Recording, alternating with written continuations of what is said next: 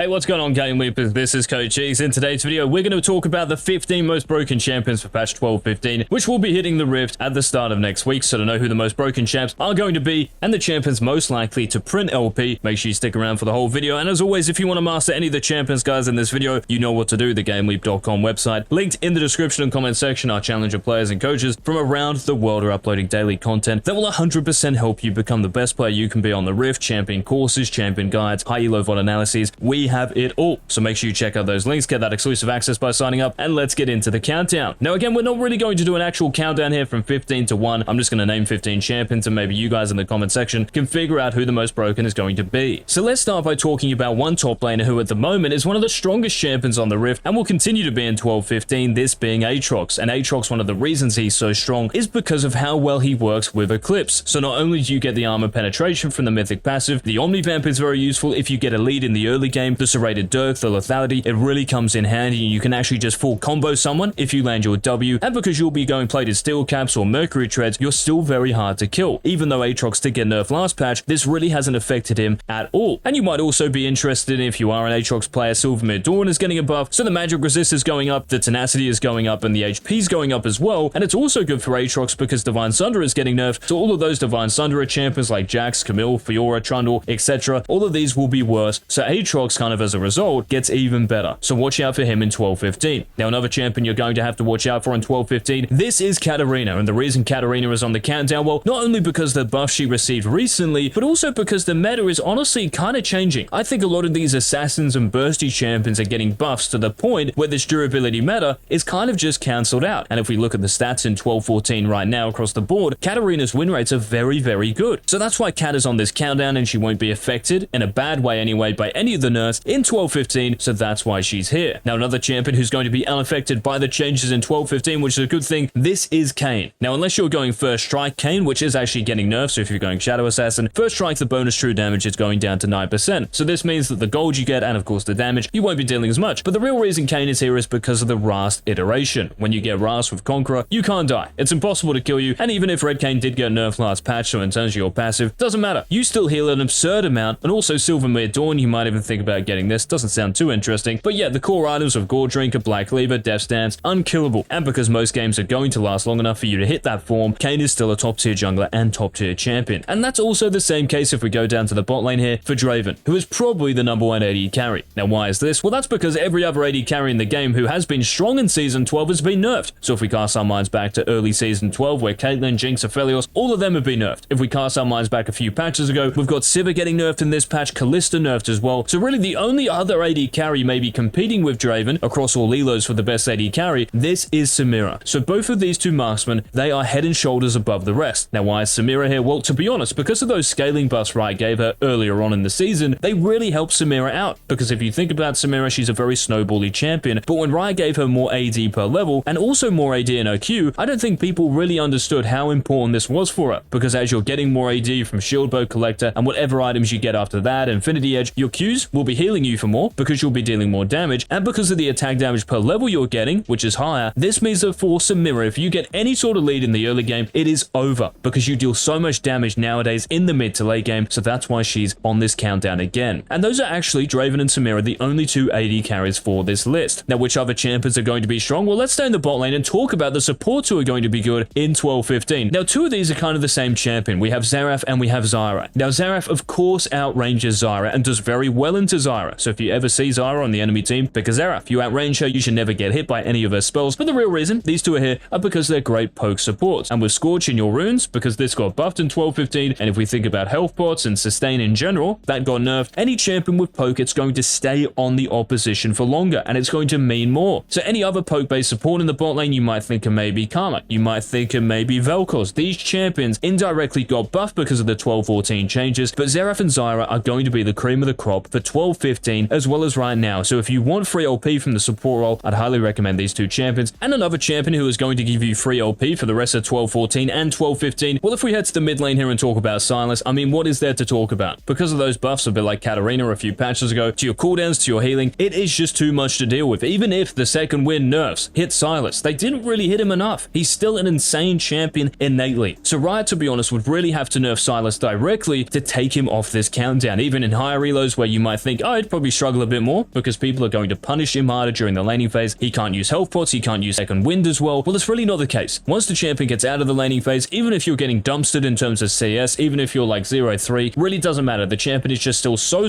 strong, so he has to be in this video. Just like the next champion on this countdown, this being Darius. So for Darius, to be honest, he's probably still the #1 top laner and will be in 12-15 simply because Divine Sundra is getting nerfed. So like I said, for AAtrox, anyone who isn't building Divine Sundra is therefore better off, and Darius is one of these. Even at the moment, because of the new durability meta, if you think about it, Darius loves it. He loves extended fights, he loves getting the hemorrhage stacks, loves getting the Conqueror stacking, and he loves chasing people down with his ghost. He's a very hard champion to deal with, and that's why he's an S+ tier champion in every single elo. So it doesn't matter if you're playing him in Master or Diamond, doesn't matter if you're playing him in Bronze or Silver, the champion is OP and just outright broken. Now another champion who's outright broken, if we head back to the mid lane here and talk about Zed. Now I know that some Zed players are probably going to argue with this. How can Zed be broken? Well, to be honest, Zed has very good win rates. Now I'm not sure exactly why he has amazing win rates because the durability meta, he is a bursty champion. But maybe because of the buffs to the lethality mythics, so the movement speed you're getting from maybe Eclipse or Duskblade or Prowler's Claw, these have probably helped. And also this patch Zed is getting buffed. So in terms of your W shadow range, you can W, so the second use of this, anywhere. There is no limit. There is no range limit here, which is awesome. And also your E's energy cost is going down by 10. So this means, especially if you're against melee champions, you won't have to worry about running out of energy as much. So against Yasuo's and Yone's, against Sylas's, you might even consider putting a few points in your E because you'll probably be spamming this more than your Q in the early laning phase. Against ranged champions though, I'd still recommend putting points in your Q, but still, this is a nice buff, and this is why Zed, who still boasts really good win rates in every single elo, that's why he's in this countdown. And another mid laner who relies on burst damage, and it might be again a bit surprising to hear this champion in this countdown, this is Vex. And the reason Vex is on here, well, the stats really don't lie, and that goes for all of these champions. None of these have bad win rates, all of them have insane win rates, especially for how much they're played. So especially a champion like Zed, for instance, but also Vex, she's played a lot, and the reason why she's played a lot, well, that's because of the buffs to her last patch. So in terms of your Q's cooldown, the AP ratio, this means that for Vex, because you're going to be maxing your Q first, at level 9, it's on a 4-second cooldown. 4 seconds for your Q. Your wave clear is unmatched. Your poke might even be unmatched. And because you're such a great solo Q champion, because you have so much going for you in terms of your kit, you have your passive, the fear, if anyone jumps onto you, bang, they get one shot, you can engage with your ultimate so you can catch people out. I just think the kit is so good for a solo Q environment, and because of the AP ratio buff in your Q, you're also getting the scaling you need to still be able to one-shot champions in the mid to late game. It's kind of a bit like Samira, to be honest, playing Vex. If you can get going around level 6 or even better before level 6 or just before your Luden's Tempest, you are going to obliterate and completely 1v9 games. Now another champion who is definitely going to allow you to 1v9 your games, this is Fiddlesticks in the jungle. Now I understand that Fiddlesticks, you're probably just going to AFK farm until 3 or 4, so you won't be that active until the first Scuttle Crab. But once you do get to level 6, guys, eventually with your Sork Shoes, your Rocket Belt, whatever actually mythic you're buying, you can even think about going Leandra's Anguish into tankier compositions and maybe even Lucidity Boots if you already have an AP champion in your team. Very effective setup. But the point is this, Fiddlesticks is on this countdown because of the buffs to his ultimate, the base damage and also the AP ratio. How can he not be? And maybe you guys can see a theme here as well with what Ryder doing with the buffs. Any champion with burst. So we've talked about Vex, we've talked about Katarina getting buffs, Sylas, we talked about Zed as well. All of these champions are getting buffed, their damage. So once again, for Fiddlesticks, even though champions might have more magic resist at certain stages of a game, right, because of the 12-10 durability meta change, nowadays Fiddlesticks' damage just beats it. You have more damage than they have magic resist. So when you do start using your Crow Storms, no one is surviving again. Just like how it was before 12.10, and I'd love to know your thoughts in the comment section, guys, around how the meta is kind of changing, to be honest, back to maybe how it was before. But I don't think anyone can really argue with this. Fiddlesticks, the win rates are absurd. S+